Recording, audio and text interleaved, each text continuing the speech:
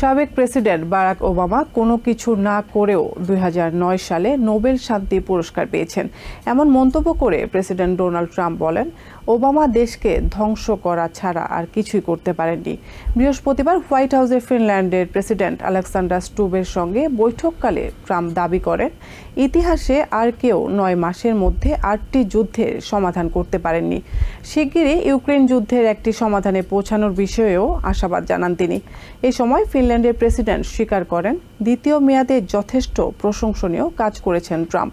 এছাড়া আমেরিকার জন্য 11টি আইস ব্রেকার জাহাজ নির্মাণের বিষয়ে একটি চুক্তির ঘোষণা দেন দুই নেতা। গাজায় 2 বছর ধরে চলমান ভয়াবহ যুদ্ধে বিরতি ও জিম্মি মুক্তির বিষয়ে চুক্তি সম্পাদনে সক্ষম হওয়ায় বিশ্ব নেতাদের প্রশংসার জোয়ারে ভাসছেন প্রেসিডেন্ট ডোনাল্ড ট্রাম্প। নিজের অন্যতম গর্বের মুহূর্ত পার করার মধ্যে বৃহস্পতিবার হোয়াইট হাউসে ফিনল্যান্ডের প্রেসিডেন্ট আলেকজান্ডার স্টুবকে স্বাগত জানান তিনি। ওভাল অফিসে দ্বিপাক্ষিক বৈঠকের আগে সাংবাদিকদের মুখোমুখি হন দুই নেতা। সেখানেও উঠে আসে গাজা প্রসঙ্গ।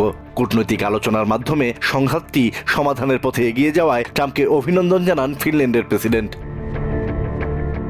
ট্রাম্প বলেন, কেউ ভাবতেই পারেনি এটা সম্ভব হবে। তিনিও গাজার আগে বরং রাশিয়া ইউক্রেনের মধ্যে একটি চুক্তির বিষয়ে আশাবাদী ছিলেন বলে উল্লেখ করেন। প্রেসিডেন্ট ট্রাম্পের নোবেল শান্তি পুরস্কার পাওয়া উচিত কিনা স্টুবের কাছে জানতে চান সাংবাদিকরা। জবাবে স্টুব বলেন, এটা নোবেল কমিটির সিদ্ধান্তের বিষয়, তবে ট্রাম্পের কাজের প্রশংসা করেন তিনি। নোবেল শান্তি পুরস্কার পাওয়ার বিষয়ে প্রত্যাশা জানতে চাওয়া হলে নিজের কৃতিত্বের কথা তুলে ধরেন ট্রাম্প। আরেক প্রশ্নের পরিপ্রেক্ষিতে 2009 সালে সাবেক প্রেসিডেন্ট বারাক ওবামার নোবেল শান্তি পুরস্কার পাওয়া নিয়ে সমালোচনা করেন তিনি।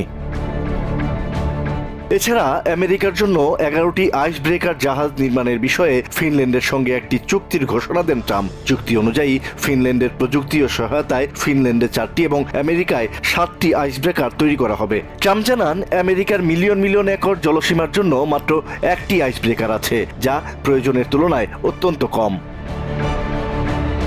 আসাদ রিয়েল, TVN 24 নিউজ ডেস্ক।